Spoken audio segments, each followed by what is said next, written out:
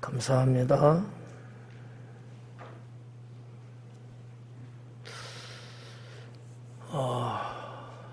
오늘 말씀의 제목이 내 사랑하는 자 이렇게 정했습니다.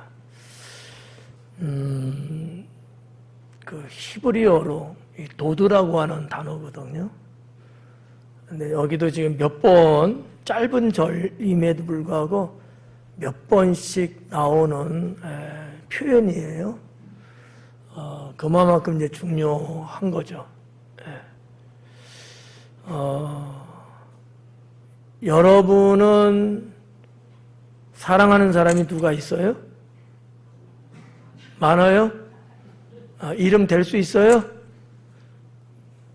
그냥 많다고 했지. 이제 술람미 여인이 10절부터는 술람미 여인이 솔로몬 왕의 말과 표현과 고백에 응하는 내용으로 되어 있거든요. 그러니까 술람미 여인이 하는 얘기예요. 내 사랑하는 자. 내 사랑하는 자. 자, 우리가 영적으로 볼 때 우리는 예수님의 신부. 그렇죠? 그럼 술람미 여인에 해당될 수 있는 거죠. 그러면 내 사랑하는 자는 누구죠? 예수님이죠. 한승건이에요? 내 사랑하는 자는 예수님이죠. 고백 좀 잘 좀 해봐요.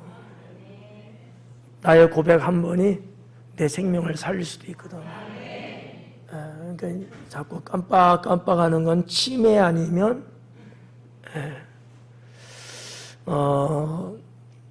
저는 이 말씀을 보면서 또 준비하면서 두 가지 마음.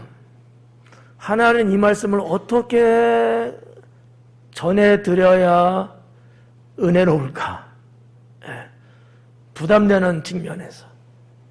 하나는 상당히 기대가 되고 정말 내가 내 주님, 나의 신랑 되신 예수님을 나는 이렇게 고백하는 게 진실인가? 뭐 이런 생각도 해봤습니다. 여러분은 진실이죠? 막 금방 1분도 안 된 것 같은데 또 소리가 줄어들잖아? 여러분은 진실이세요? 1분 지나면 또 적어질걸? 이게 몸에 안 밴 거야. 오늘 이 시간 길지 않은 시간인데 저나 여러분이나 예수님께 나의 신랑 되시는 주님께 내 사랑하는 자라고 능히 고백할 수 있기를 소망합니다. 30초밖에 안 돼서 한 거야. 자꾸 여러분 자꾸 한번 해봐요. 이 고백을 자꾸 하셔야 돼. 우리가 아가서를 보면서 지금 고백이 쌍방간에 계속 나오잖아요. 왜 이게 가능하죠? 왜 솔로몬도 왜 술람미도 왜 이 고백이 왜 자꾸 나오는데 이게 왜 가능한 거죠? 오, 맞아. 그거예요. 사랑하면 자꾸 고백하고 싶은가 표현하고 싶은 거거든요. 여봐 또 금방 아멘 또 줄어들었잖아? 그런 거예요. 이게 어릴 때도 그렇고 나이 먹어서도 그렇고 말이죠. 사랑이라는 것이 아직까지 내 안에 충만하면 뭔가 이렇게 하고 싶은 그 본능적인 게 있어요. 근데 안 하는 거는 왜 그러죠? 사랑이 없어서, 사랑이 빠져나가고 사랑이 식어서 그러는 거예요. 내 마음 알지? 이거는 아니야. 그건 다 핑계예요. 언제 마음 보여준 적도 없고, 근데 어떻게 마음을 알아요? 하나님만이 아시죠. 이쪽 동네 배우자들 마음 알아요? 내가 볼 땐 모르더라고. 몰라서 못하는 거야. 아는데 못하는 경우도 있잖아요. 근데 이건 아주 극소수고요. 자꾸 우리는 그런 게 떨어진대요. 제 얘기는 아니고 뭐 연애 박사라든지 심리학자라든지 정신분석가라든지 이런 사람들의 이야기를 들어보니까 보통 3, 4년 가고요, 사랑이. 여러분은 몇 년 됐어요? 그리고 길어야 10년 안짝이래요. 우리의 뇌에서 나오는 여러 가지 그 화학적인, 물리적인 그런 것들이 있거든요. 뭐, 도파민 그런 얘기도 하고 많이 하잖아요. 그게 그렇게 안 나온대요. 그러니까, 안 한다고 해서 속상할 것도 없다 그러더라고. 그냥 그러려니 하는 건데, 근데 모든 사람이 그러면 다 안 나오는 거냐? 그건 또 아니래요. 그럼 뭐냐? 늘 이것을 자꾸 자기 훈련화. 내가 나를 펌프질을 자꾸 하면은 뇌에서 그거 계속 생성된다는 거죠. 근데 이제 안 하고 살다 보니까 이게 이제 말라 비틀어진 거야. 예. 저쪽 동네는 많더라고요. 말라 비틀어진 사람들. 예. 여러분은 안 그러죠? 예. 그래서 이제 이런 어떤 고백이나 표현이나 이런 것들을 우리가 신앙도 그렇고 사람 사이도 그렇고 그게 좋은 것 같아요. 그래서 저는 이 아가서를 통해서 제가 이거 갖고 이렇게 강조하고 그러지는 않았겠지만 아가서를 통해서 이런 부분들은 우리가 조금 배워야 되지 않을까 이렇게 생각돼요. 예. 저는 지금도 표현해요. 예. 여러분도 하시죠?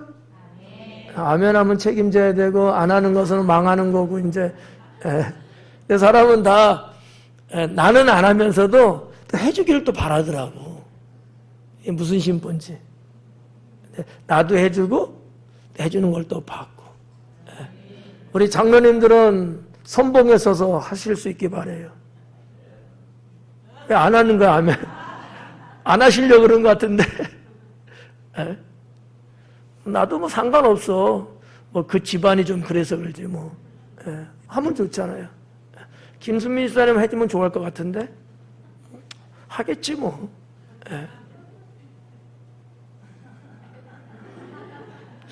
그래서 이제 오늘 이제 좀 있으면 한 달 정도만 되면 아가서가 이제 끝나요.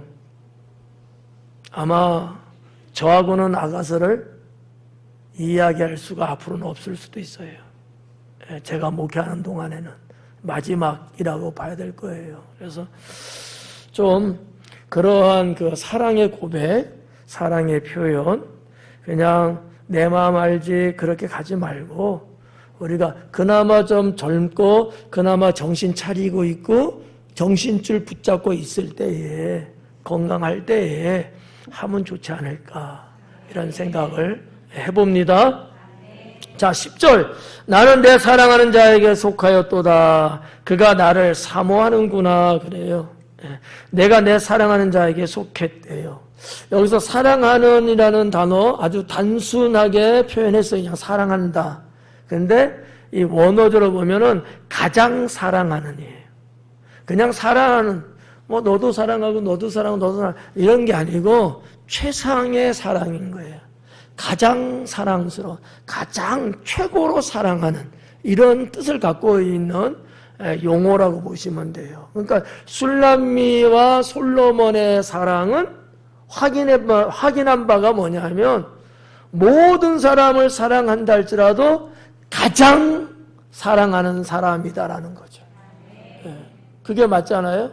우리 신앙에 있어서도 여러분 하나님 사랑하시죠? 여러분 가족들도 서로 사랑하시죠? 그러면 친구들이나 주변 지인들도 사랑하시죠? 다 똑같네. 근데 다 똑같잖아. 이러면 이것은 하나님 관점에서의 신앙에서는 틀린 거예요. 이스라엘 백성들이 여기서 망했거든요. 그럼 뭐예요?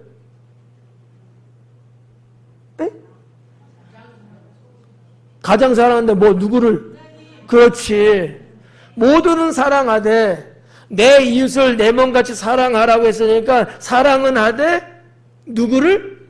하나님을 가장 사랑하는 신앙이 있어야 된다는 거죠. 이것이 없어서 이스라엘은 망한 거예요. 그러다 보니까 때로는 필요하면 우상도 잡아 당겨서 쓰고, 예.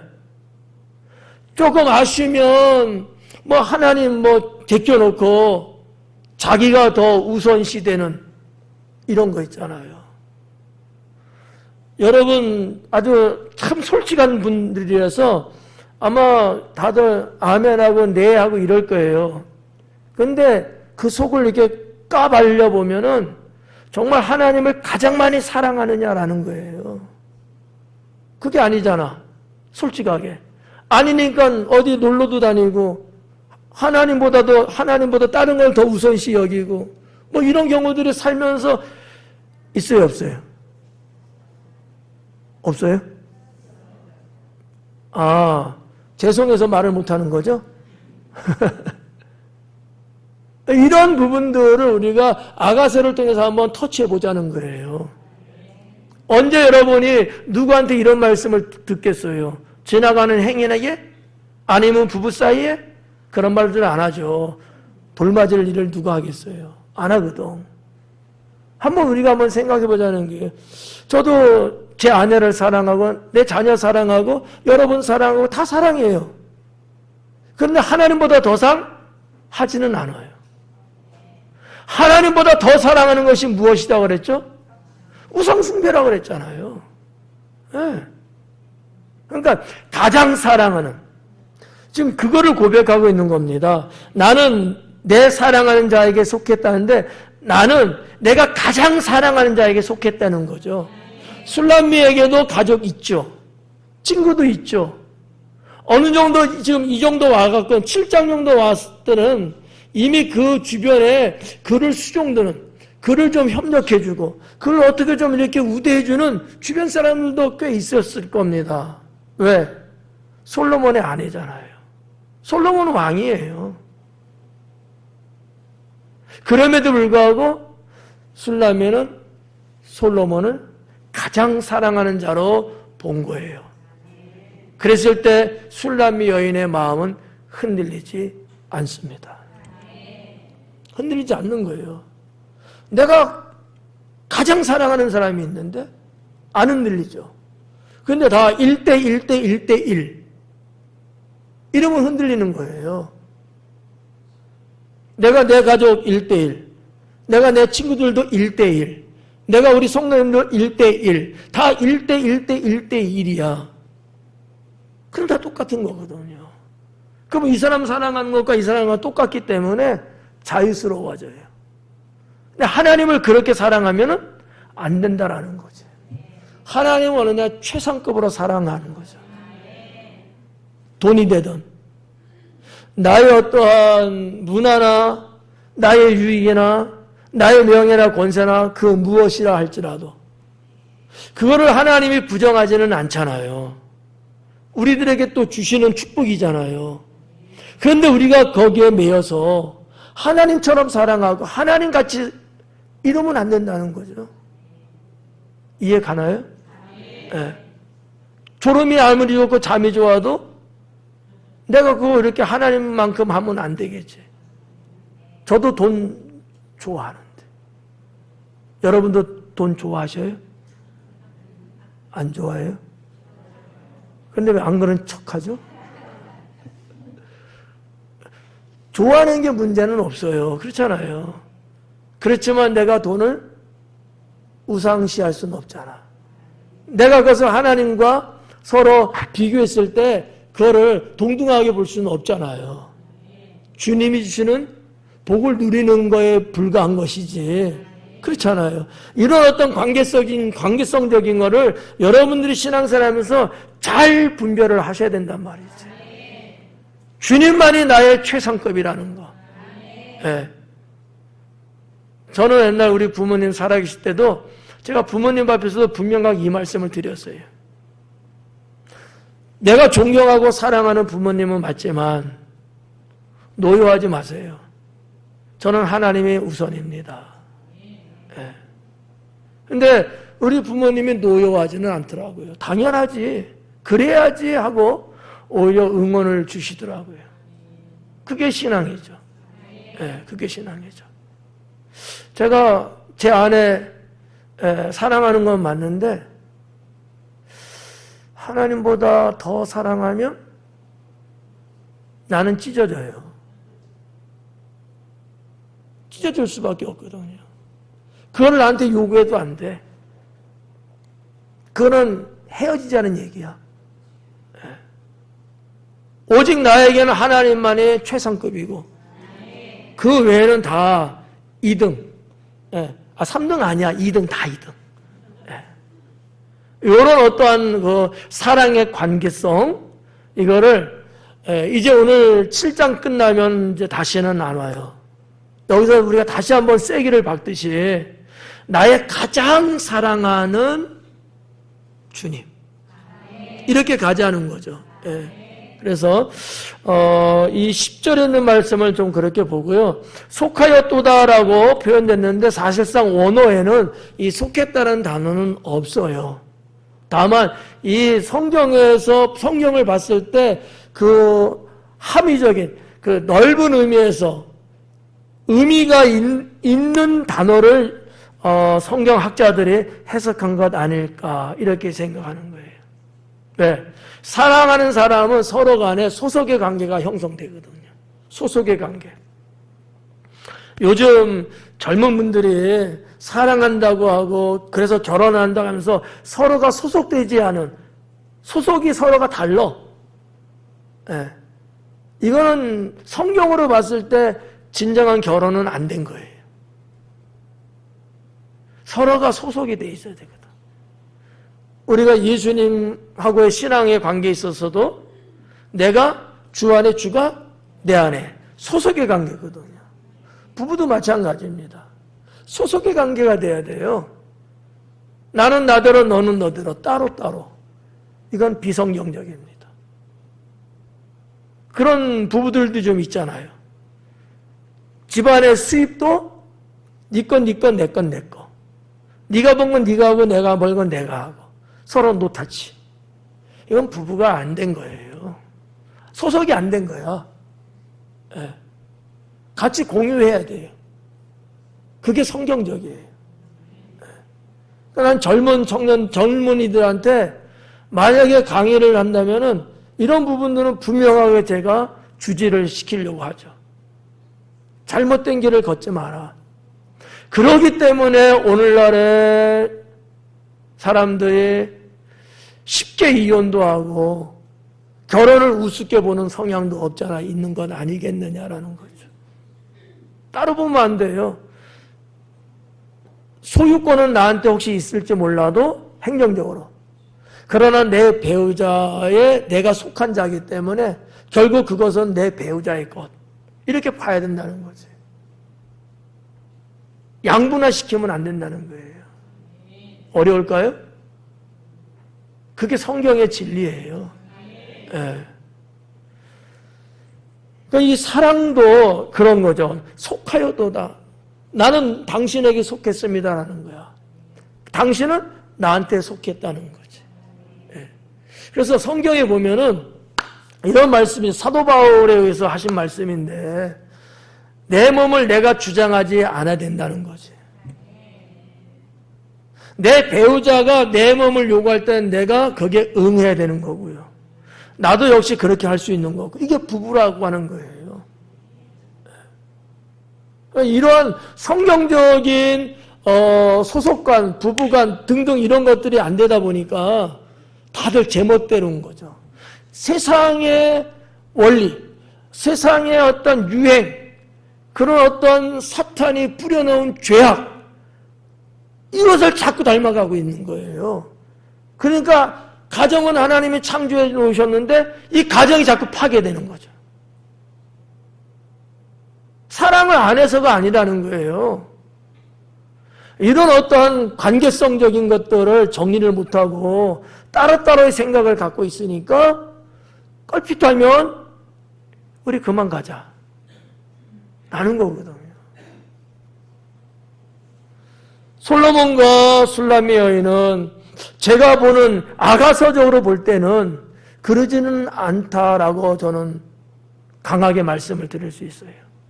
내가 당신한테 속하였구나. 이 말은 어떤 의미에서 나는 당신의 것입니다. 당신은 내 것이고. 소속의 관계지만 더 이런 부분들을 더 디테일하게 더 파고 들어가면 소유의 관계로도 연결이 이제 돼요. 지금은 뭐 그런 말씀을 드릴 시간이 아니니까 제가 여기서 이제 중단합니다만, 자, 아무튼 소속의 문제예요. 소속의 문제. 우리 자녀들도 마찬가지예요. 가정이라고 하는, 가족이라고 하는 그 안에 소속되어 있는 거거든요. 그렇잖아요? 부모에 소속되어 있고요. 네. 부모도 어떤 측면에서는 자녀에게 소속되어 있는 거예요. 이게 패밀리거든요.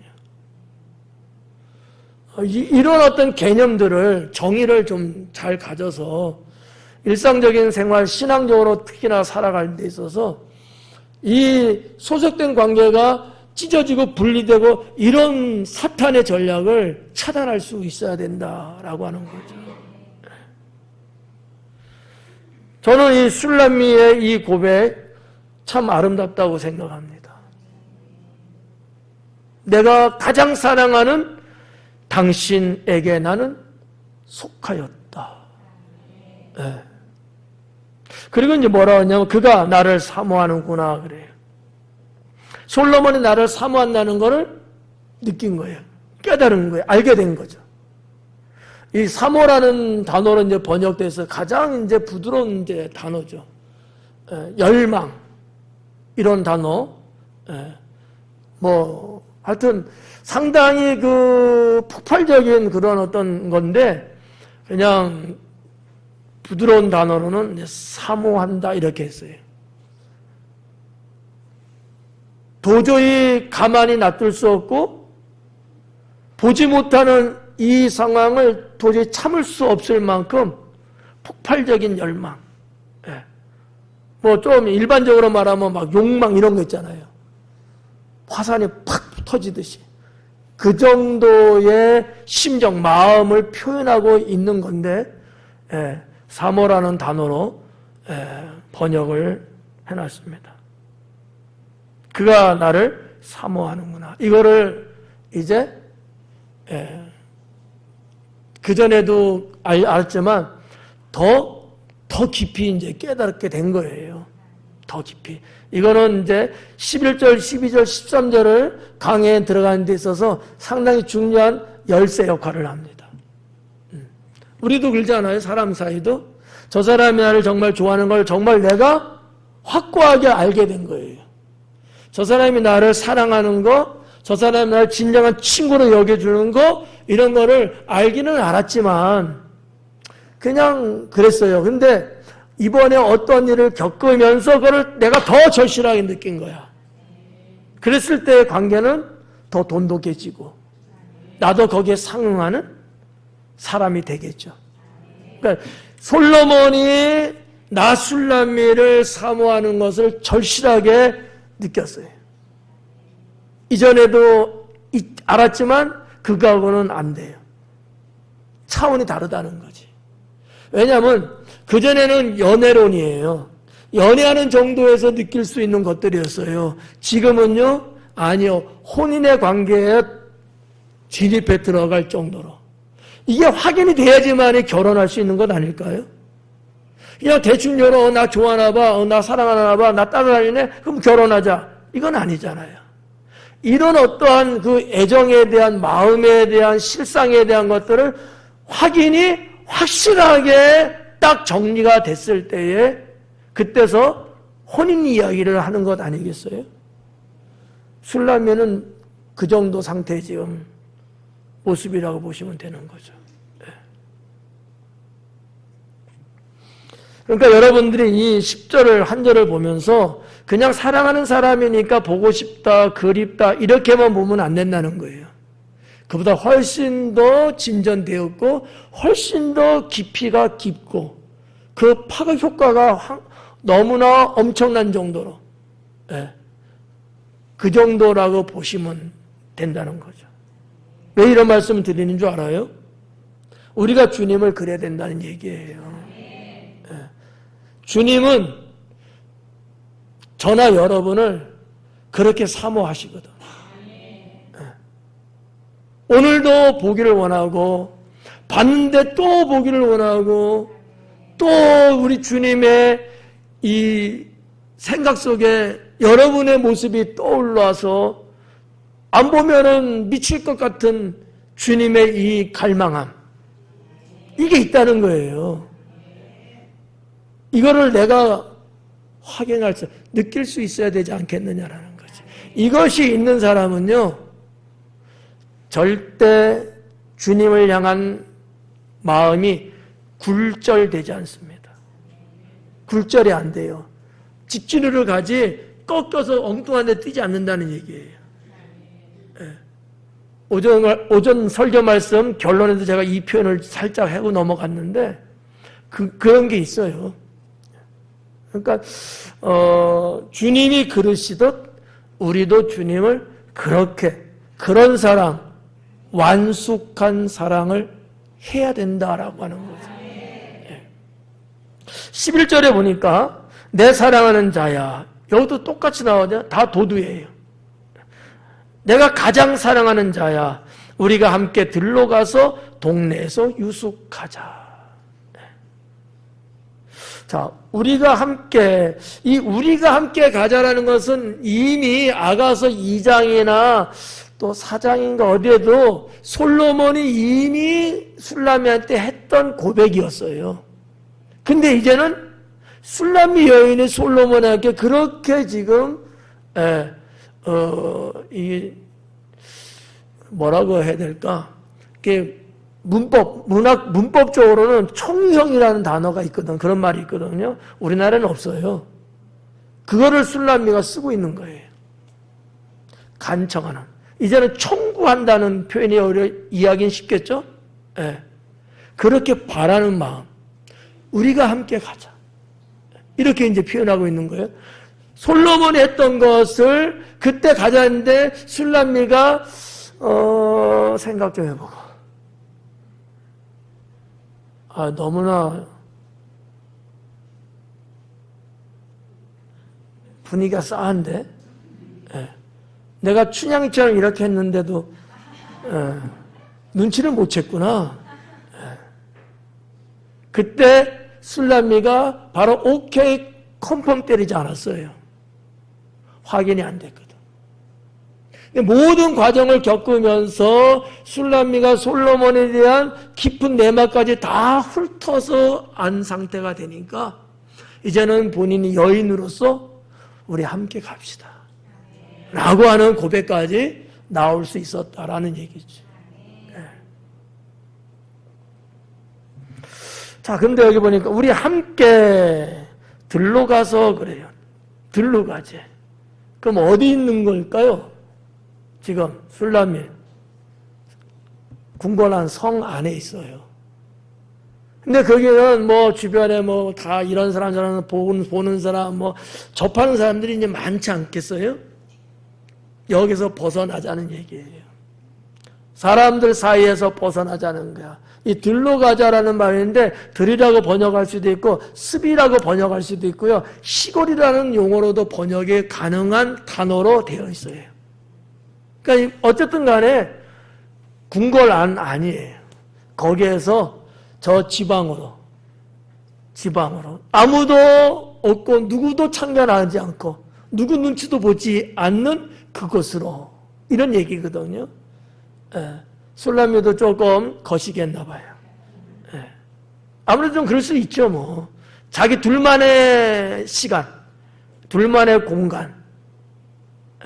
술람미도 여자니까 이런 표현을 이제 한 거예요. 그래서 이제 들러 가서 동네에서 유숙하자 그래요.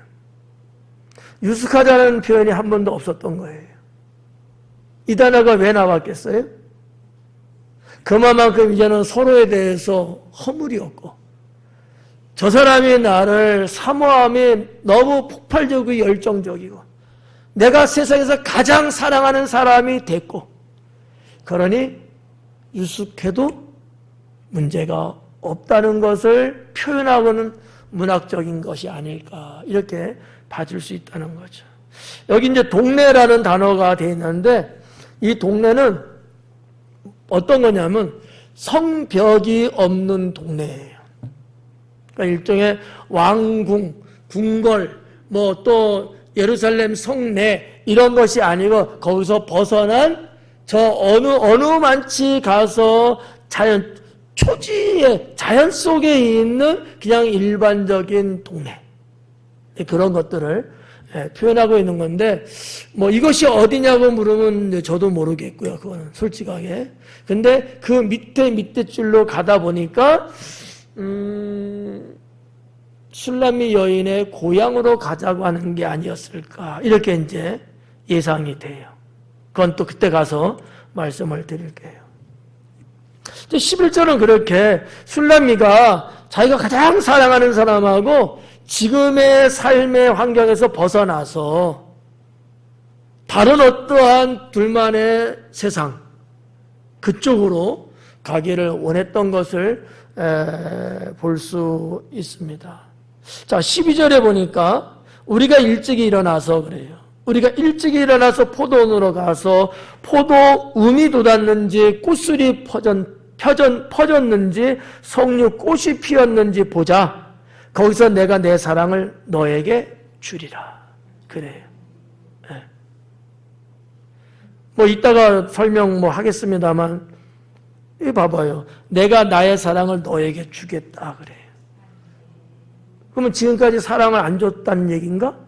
그 사랑이 아닌 거예요. 궁금하지만 그건 이따가. 네. 앞에부터 우리가 일찍 일어나자. 뭐 이제 중동이라고 하는 지역, 팔레스타인이라는 그 환경은 사실은 낮 시간은 움직이기 어려운 그런 기후를 갖고 있지 않습니까? 그래서 보편적으로 해가 뜨고 바로 아침 일찍이 움직여서 일을 한다든지 아니면 해가 다 진 다음에 한다든지 아마 어떻게 보면 지금 요맘때에 해 뜨고 해 지는 시간이 이스라엘의 보편적인 시간일 거예요. 전에 말씀 한 2번 드렸죠? 이스라엘은 새벽 6시 전후에 뜨고 그 다음에 저녁 6시 전후에 해가 져요. 1년 내내 거의 변동이 없어요. 그러니까 뭐 성지순례 가보신 분들은 알지만 낮은 상당히 뜨겁단 말이에요. 그러니까 일찍이 일어나자는 것이 염원일 수는 있어요. 둘만의 그와 같은 시공간을 갖고 싶은 그 염원, 그런 어떤 소망이 간절한데, 야, 우리 일하고 일 다 하고 그때 하자. 그럼 지쳐서 재미도 없어. 그게 아니고, 새날이 시작될 때, 그날을 기다리면서 하자. 이런 의미가 이제 있는 건데, 그게 오히려 움직이는 데는 유익하기 때문이라고도 같이 이제 해석할 수 있다는 거죠. 그래서 우리가 일찍이 일어나서 포도원으로 가서 포도 um이 돋았는지. 술람미 여인은 포도원하고는 뗄 수 없는 사람입니다. 술람미 여인의 직업이 뭐였어요? 포도원에서 포도를 뭐 관리까지는 아니지만 뭐 포도가 잘 될 수 있도록 뭐 한다든지 아니면 제철이 되면 포도를 딴다든지 포도원에서 일하는 여인이었잖아요. 이 여인에게 있어서의 포도원은 평생 지울 수 없는 장소일 거예요. 왜냐하면 솔로몬 왕을 만났던 장소도 거기입니다. 내 얼굴빛이 구릿빛으로 검게 탔을지라도 거기서 내가 일하는 내 모습을 보면서 한 남성이 나에게 마음을 주었던 사건이거든요. 그러니까 술람미 여인에게 있어서의 포도원은 그냥 일반 사람들이 포도 생산해서 그거 갖고 뭐 집을 짜갖고 뭐를 하고 이런 일상적인 그런 포도원이 아니라는 얘기예요. 자기의 인생이 완전히 뒤바뀐 사건을 만들어준 것이 포도원이란 말이지. 근데 그곳에 누가 있어요? 내 가족이 있는 거예요. 이해 갈까요? 네. 포도원을 가자는 거예요. 이 말은 어떻게 보면 우리 어머니 계신 곳으로 가자는 얘기거든요. 네. 포도 음이 돋았는지, 꽃술이 퍼졌는지, 석류 꽃이 피었는지. 저는 뭐 과일에 대해서 무식해갖고 잘 모르겠습니다만 이 포도 음도 없고, 예. 우리 박정현 집사님 포도 언제 우리가 음이 나와요? 보통 봄이죠. 초봄. 예. 팔레스타인은 우리 한국보다도 좀 더 기온적인 이런 것 때문에 한 2달 정도 앞서요. 역시 초봄이에요, 거기도. 예. 뭐, 늦봄 하면은 한 3, 4월 정도도 보는 학자도 있고, 2, 3월 정도를 보더라고요. 근데다가 여기 뭐가 나오냐면, 꽃술이 퍼졌는지, 꽃술도 나오네요. 그죠? 궁금한 거예요. 이 얘기는 무슨 얘기예요? 술람 여인은 이미 포도원에서 살지 않고 있는 거예요. 이미 거기서 떠나서, 뭐, 궁궐이든지 이런 데서 살아서 몰라, 이제는. 그게 궁금한 거야. 그렇다면 이 글을 썼 당시의 계절은 초봄이었던 거죠. 자기들의 인생의 출발처럼 이런 과실수의 시작을 알리는 이런 것을 같이 문학적으로, 시적으로 표현하고 있는 거거든요. 근데다가 여기 보니까 뭐가 나요? 석류꽃이 피었는지도 나오네. 예. 석류꽃이 우리나라 같은 경우는 한 5월에서 한 7월 사이 정도라고 말해요. 한 6월 정도로 잡으면 되겠죠? 근데 팔레스타인은 안 그래요. 3월에서 4월 정도 됩니다. 예. 그러면 석류는 조금 늦어진 거죠. 어쨌든 다 봄을 말하고 있는 계절을 말하는데, 이런 거를 보면은, 지금 어느 때냐. 이 술람미 여인의 마음은 어떤가를 우리가 나름대로 유추해 볼 수 있다는 거죠. 방금 말씀드렸다시피 자기들의 인생을 마치 식물들이 피어나고 꽃을 피고 열매를 맺는 이런 어떤 순서적인 측면에서 표현하고 고백하고 있는 거예요. 나도 그러고 싶다는 얘기지. 상당히 신선하잖아요. 한겨울에, 겨울 좋아하는 사람 그럴 수도 있는데 첫눈 내리는 날, 뭐 이렇게 할 수도 있는데, 그게 사실은 인생론을 말할 때는 그런 말은 안 한단 말이지. 싹이 트는 봄, 뭐 이런 거 있잖아요. 그런 어떤 문학적인 표현을 아가서는 기록하고 있습니다. 그래서 석류꽃이 피었는지 보자. 거기에서 내가 내 사랑을 너에게 주리라. 거기는 포도원이에요. 포도원에서 내 사랑을 너에게 주겠대요. 이거는 우리 애들도 있어서 그러긴 한데 어떤 의미에서는 합방을 의미하기도 해요. 부부로서 이제는 합방을 의미한다고 볼 수도 있고요. 아니면 그냥 순수하게 그냥 내 사랑을 주겠다? 그런데 완전히 내가 너에게 완전히 기속되는, 내가 완전히 이제는 남겨놓고 눈치 보고 재 보고 막 이런 게 아니고 완전히 다 올인해 가는 거예요. 근데 이것이 좀 완곡어법이죠. 이렇게 표현하는 것 자체가. 솔직하게 표현하면 솔로몬과 술람미 여인이 합방을 이루는, 부부로서의 같이 시간을 보내는, 누가 그런 표현하더라고. 마음이 만나는 거래요, 그게. 재미없구나.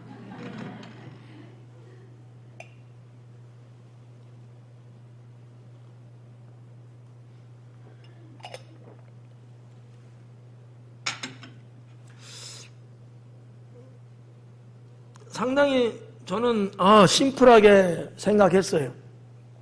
부부가 같이 합방하고 잠에 든다? 이거를 뭐라고 표현하냐? 마음이 만나서 이렇게 표현하더라고. 알았어, 그냥 가지 뭐. 자, 하여튼 12절은 우리가 그렇게 이제 볼 수 있고요. 13절에 합한 채가 향기를 품어내고 우리의 문 앞에는 여러 가지 귀한 열매가 새거 묵은 것으로 마련되었구나. 내가 내 사랑하는 자 너를 위하여 쌓아둔 것이다. 그래. 합한 채가 나오네요. 합한 채가 향기를 품어내고 그럽니다. 어서 많이 들어본 거 같잖아요. 합한 채? 어디서 나오죠? 예? 예, 내하 사건이죠. 창세기 30장에 보면은 나오는 이야기인데, 누벤이 이제 아들인데, 누벤이 합판체를 얻어와요. 구해와. 그래갖고 자기 어머니 레아한테 줘요. 근데 그때까지만 해도 라헬은 자식이 없어요. 가만 보니까 그렇거든? 예. 그래갖고 합판체를 달라 그래, 언니한테. 언니가 주나 안 주지? 예. 그 당시에 이 합판체라는 것은 그 중동의 그 시대에도 상당히 귀한 식물이에요. 예. 이게 뭐 일종의 진통제 역할도 하고요. 진통제 역할. 또 이것이 체음제. 다시 말해서, 성욕을 돋구는 그런 역할도 하고요. 또 출산을 앞두고 출산이 잘 되게끔, 그러니까 임신이 잘 되게끔, 출산이 잘 되게끔 하는 그런 역할도 하는 그런 열매예요. 합판체가. 근데 아무튼, 달랬는데 안 주지. 그러니까 내가 이제 머리를 딱 쓴 거예요. 그러면 내가 줄 테니까 야곱을 오늘 밤 내가 같이 자면 어때? 근데 지금 라헬은 뭐가 중요해요? 자식 낳는 게 중요해. 근데 이 합판체가 그 기능을 다분히 한다고들 알려져 있는 것이 그 시대 중동이었거든요. 오케이. 그래. 그래서 합판체를 받아요. 물론 그것 때문에 그런지 뭐 때문인지 모르겠어요. 성경으로 보면 하나님 주시는 거지만 하여튼 그런 말씀이 창세기 30장에 나오는 거예요. 합판체가 그때나 이때나 어느 때나 이러한 의미로 쓰여졌고 특히나 여성이든 의술이든 이런 여러 가지 목적으로 사용됐는데 특히 여성들이 많이 선호했던 식물이었다 이렇게 볼 수 있는 거죠. 합판체가 향기를 품어내고 우리의 문 앞에는 여러 가지 귀한 열매 새것 묵은 것으로 마련됐다. 저는 이 합판체가 향기를 품어냈다는 이 시적 표현도 앞부분에서 말하는 내가 내 사랑을 너에게 주겠다라는 거와 같이 연결시켜서 봤을 때 술람묘에는 사랑하는 솔로몬하고의 방을 꾸미는 그래서 이 합판체라는 말이 그냥 불쑥 튀어나온 것은 아니지 않느냐라고 볼 수 있다고 보는 거죠. 좀 공감이 돼요? 그리고 여기 보니까 여러 가지 귀한 열매가 새것 묵은 것으로 마련되었구나. 그래. 우리의 문 앞에는 이거는 이제 어머니 사는 내가 내 고향이었던 그곳의 문이거든요. 거기에 여러 가지 열매로 이렇게 장식된다. 뭐 손님을 뭐 이렇게 뭐 글쎄 대접하려고 하나 아니면 뭐 예식을 뭐 이렇게 하려고 하나 뭐 이런 여러 가지 있는데 그 문헌을 좀 살펴보니까 팔레스타인 고대 사회에서는 뭐 혼인을 한다 뭘 한다 해서 이 과일들을 그렇게 많이 이렇게 막 차려놓고 그러지는 않는데요. 그런 문헌은 아직 없는 거지. 근데 이건 하나 있더라고요. 우리나라 마치 고추나 이런 거를 꿰서 이렇게 널듯이 과일을 그렇게 깨갖고 문 앞에다가 널어놓는 건 이때 있는 거야. 이런 어떤 문화는 팔레스타인에. 뭐, 그거를 말하는지 뭐를 말하는지 모르지만, 하여튼, 그래요. 근데 여기 보면 재밌는 게 뭐냐면, 새것 묵은 것으로 마련되었구나, 이래. 새것 묵은 것. 그러면, 새것하고 묵은 것을 갖구나, 이런 의미가 아니고, 정신 바짝 차리고 들어야 돼. 이런 거를 일명 메리즘이라는 단어를 쓰거든요. 물리학적인 얘기예요. 그럼 뭘 말하냐? 전체를 의미하는 단어예요. 전체. 그러니까 새 것과 묵은 것 전체 모두가 다 모두 다 이런 건데 이렇게 새 것 묵은 것 이렇게 했는데 이게 그거를 말하는지 몰라도 옛날부터 이 메리즘이라는 거는 써왔어요. 말을. 전부를 다 표현할 때 우리도 그런 게 있잖아요. 이 뭐라고 해야 되나? 극과 극인 거 있잖아요. 극과 극. 극과 극. 뭐냐? 빛과 어둠. 그러면 빛만이고 어둠만이구나 이게 아니에요. 빛과 어둠을 같이 말할 때 전체를 말하는 거야. 이해가요? 예. 이걸 가리켜서 메리즘이라는 말을 하는 거거든요. 그러니까 처음과 나중. 우리 성경에 그런 게 있잖아요. 알파와 오메가. 그럼 알파만이고 오메가만이고 이게 아니고 전체를 다 말하는 거야. 전체 다. 이렇게도 이제 볼 수 있는데 그런지는 모르겠지만 이 새 것과 묵은 것, 극과 극을 같이 표현하는 때는 이거를 가리켜서 우리는 메리즘이라는 말을 이제 쓴다는 얘기지. 현대에서도 현대. 말 안 할 거 했나? 네. 그냥 알아두면 좋죠. 용어 하나. 우리도 때로는 그런 게 말할 때가 좀 가끔 있을 수 있거든요. 표현법이에요. 다 모든 걸 다 해준다는 말을 그렇게 처음 것과 묵은 것 이런 식으로 하나에서 10가지 이런 거 있잖아요. 그러니까 이런 메리즘이라는 단어를 모르고 사는 것뿐이지 그게 다 그런 의미와 같이 이렇게 있는 얘기라는 얘기죠. 자, 그렇게 해서 내가 내 사랑하는 자 너를 위하여 쌓아둔 것이로다. 그러니까 이러 볼 때 이제 술람미어에는 솔로몬하고에 있어서 진짜 모든 것 다 줘도 아깝지 않은 거야. 다 줘도 아깝지 않은 거야. 내 모든 것 다 줘도 아깝지 않아. 여러분들은 어떠세요? 주님께 모든 것 다 드려도 아깝지 않아요? 그래요, 아멘. 이게 이제 진정한 사랑이라고 볼 수 있는 거죠. 왜냐하면 우리 주님은 나를 위해서 모든 걸 다 주신 분이잖아요. 자신의 생명까지 주셨잖아요. 그러니까 이게 진정한 사랑 아니야. 하나님의 사랑은 그거거든요. 모든 것을. 독생자 아들을 이 세상보다 더 사랑했으면 이 땅에 안 오셨죠. 하나님의 사랑을 이처럼 사랑하사라는 거거든요. 그런 걸 우리도 받았는데 우리도 그 주님을 나의 구세주로 믿고 있는데 나도 주님께 내 모든 걸 다 드릴 수 있다. 이런 신앙, 이게 진짜 찐 사랑 아닐까라고 봅니다. 할 땐 있어. 여러분 서로 사랑하고 부부 사이도 부모 자식 사이도 부모님들도 자식들 위해서 모든 걸 다 주잖아요. 자식들이 안 줘서 그러지. 진짜 사랑은 내 것이 없어요. 진짜 사랑은 내 게 없는 거야. 아까도 말했지만 다 공유, 소속돼 있는 거거든요.